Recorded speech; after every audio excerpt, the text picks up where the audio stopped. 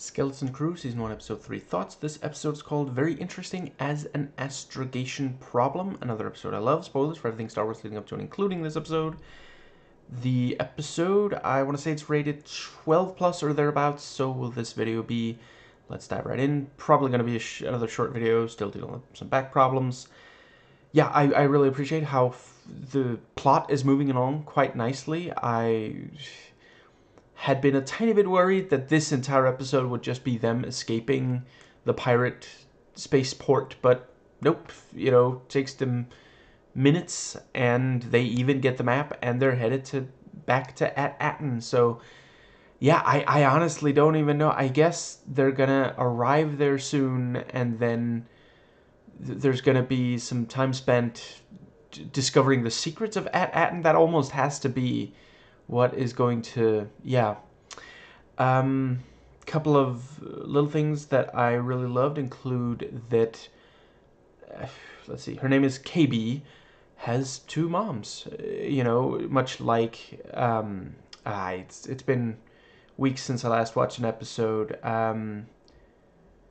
Nash, I want to say her name is, on Young Jedi Adventures. They're working to normalize it. Absolutely love to see it. There is nothing wrong with, having two moms or two dads. Studies show the most important thing is that the parents are loving, not whether or not they're straight. It's better to have loving, non-straight parents than to have, straight parents who are not loving. That's how we get conservatives. Anyway, let's see. I think they're continuing to do a really great job keeping Smee, technically that is how you pronounce it, leet speak, SM33, he's light enough that, like, 12-year-olds aren't gonna, like, get terrified. It's not, some, like, he didn't step right out of a horror film, at least past those first, very, very early, right after he was reactivated, he kind of did. But yeah, that, and, yeah, light enough that they're not gonna, but also creepy, Let's see, yeah, I think that does bring us into just, so yeah, gonna do some chronological stuff. Yeah, they pretty quickly do get out of there. I did think when Fern said that was too easy, I thought that it was implying some sort of trap, but it didn't really seem like it was. I mean, it's entirely possible that the pirates could they have put a tracker on the ship? Were they in the brig for long enough for that to happen? I'm not 100% sure, but that could be quite cool if the the pirates end up catching up to them at Atten, and there's some conflict there. Let's see, and yeah, the thing with, KB is the one to pick up on the noise, and Fern is like, I guess KB is a Jedi, is strong with the Force too. The Force flows through all of us. And yeah, the bit about, okay, so we can go that way or that way. There's a lot of people through there. That place is empty. And then he points out it's easier to hide in a crowd. And that is, like, if there's just one lookout or camera, yeah, they look extremely suspicious as the only people there. Or they could go amongst all the, yeah. And yeah, I love that Fern just immediately is like, why didn't you escape earlier if you could, and he doesn't admit right away that it's at Atten, but he does say, well, I didn't have a ship before, that's, so I do appreciate he's being very careful with how much he's telling them, and also the thing about, we're not supposed to talk to strangers. Well, my name is this, and, what's your name? Now we're no longer strangers, just, yeah. And I think that does it. Yeah, it was pretty cool when he, runs into the old crewmate. And I do appreciate, I was wondering how long they were going to keep, because it's like, you watch the season premiere and it's like, okay, that's Jude Law's voice. Clearly, Silvo, Captain Silvo, former Captain Silvo, the, you know, Silvo, formerly known as Captain. Clearly Jude Law. No, he has a very distinct voice, and yeah, this episode reveals it. The kids don't know yet that he is actually the former captain of this group of pirates, but yeah. And let's see. Yeah, I thought they did a really great job on that scene of him talking to the other. I forget the name, but the other pirate. And this thing where he readies the gun, the blaster, and they talk, and you do have this thing like, you're twice the captain that Brutus is, but he's still gonna have to report him. Let's call the guards, shall we? And let's see. I do. When we see Brutus watch them escape safely, gotta be really frustrating for him. He really thought, oh, this is it. He thought finally a full moon, but turns out the sun just came up. And I think that does just about. Yeah, I appreciate that they managed to push. I think I will call him Silvo. They managed to push him into going back for SM-33. And I don't know if the thing about, every so often a character on this show will pull the standard kind of, treating droids as lesser than, living beings. I don't know if they're trying to criticize it or not, but hopefully, I really do think it's time. If you don't already, if you haven't already, make sure you watch the Pop Culture Detectives, The Tragedy of Droids in Star Wars. It's something along those lines, certainly. He explains incredibly well the issue there. And I think that does just about get us to... Yeah, I like that apparently, for a while there, the kids are just sitting there going, he is a Jedi, is not, is too. Like, they when it cuts back to them, it's been, minutes of Silvo, trying to get SM-33, and they haven't gotten past there. Yeah, these are very much still kids. Right, great physical performance on the character of Neil when they're, sneaking out. The body language, the face is not the most expressive. I know technically he's not related, he's not the same species as Max Rebo, but that is, of course, where a lot of our minds went, little baby Baribo. Not the most expressive face, but great job on the body language as they're sneaking out, and just, the anxiety, the way he's, slightly hunched over and, looking around. It's just very, very nicely done. Fits the character like a glove. And, yeah, that does good. Yeah, so they get SM-33 back online, and I like the thing about do not blast off while I'm gone. We should blast off while he's gone. Yeah, kids.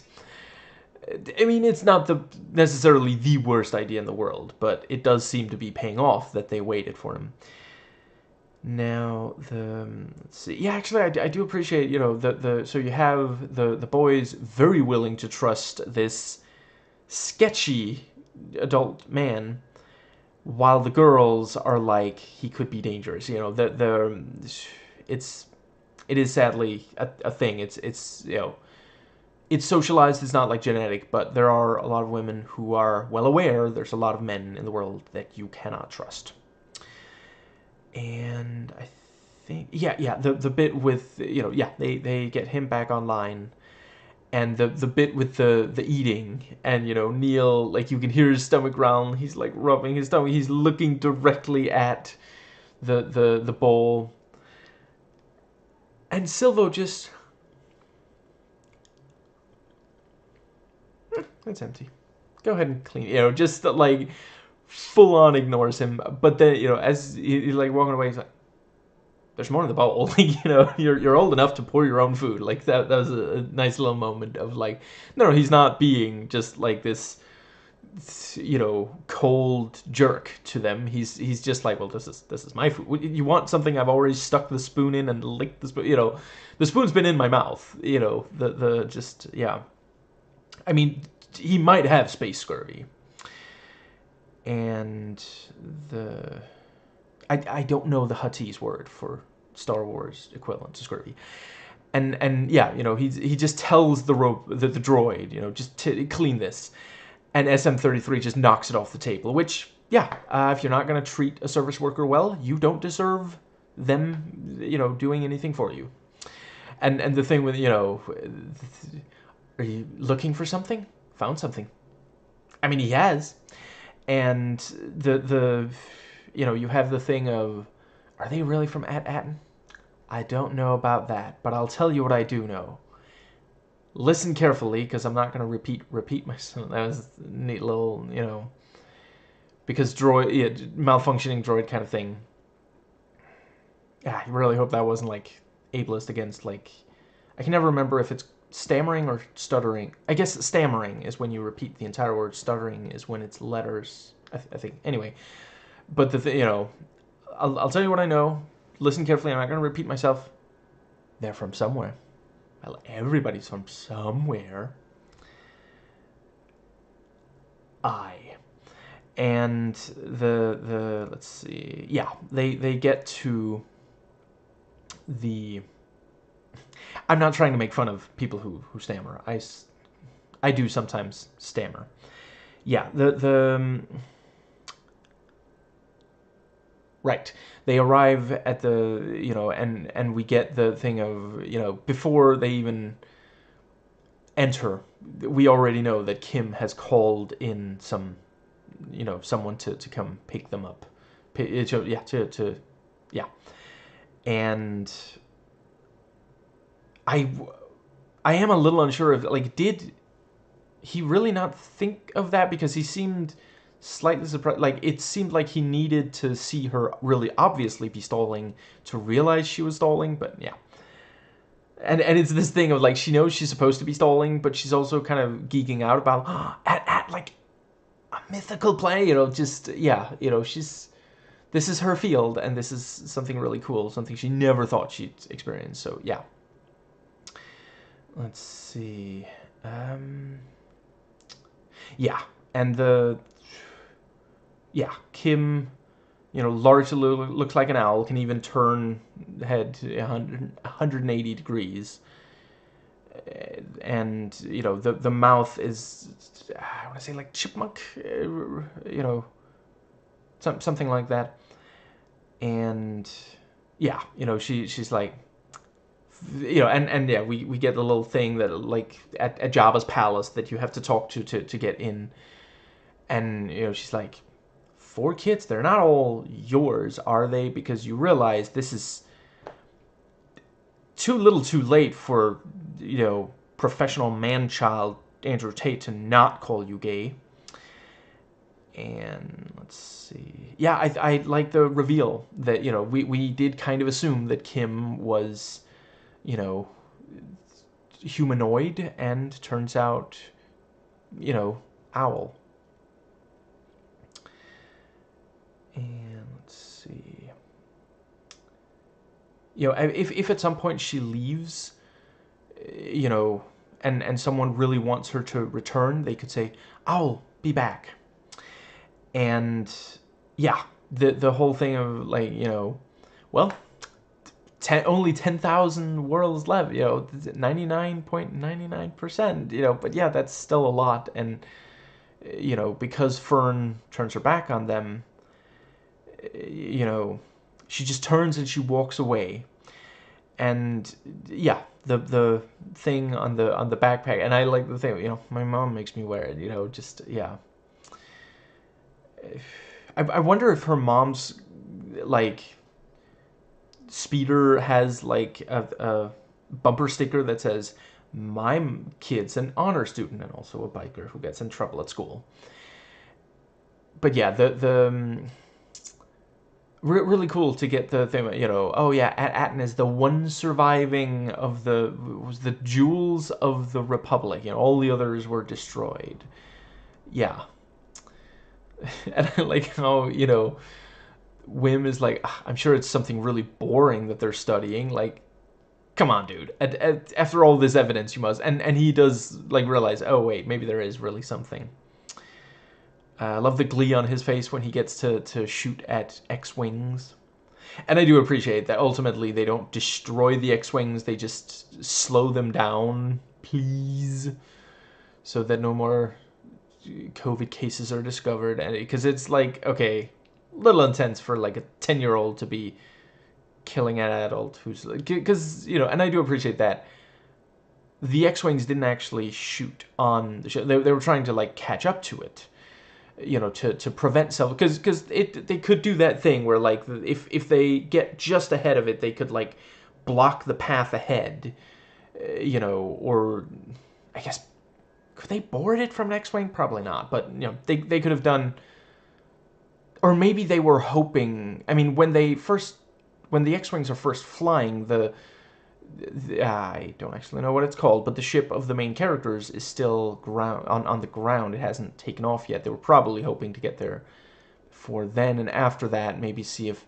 Yeah, because they do also try with the radio. I'm not actually certain if they can tell that he's not listening. It's possible that they were just talking for a while, and he, you know, waiting for him to respond, wondering if he was doing the silent treatment, being like, we never talk anymore. And let's see. Yeah, I do appreciate, you know, Kim. You know, I'm glad that Kim didn't die. That would have been like really like I was a little like, are you really gonna shoot the? But you know, he's shady and slim. So yeah, he is going to shoot, and I do appreciate, you know, she was posing some threat to him, but thankfully she didn't die, or was seriously injured, and you know, she of course can't follow. She doesn't have a vehicle to, so she just tells KB, "Call me anytime," and I just hope there's an outtake where KB responds, "Okay, anytime, I'm Dad." And let's see, I think that does just about.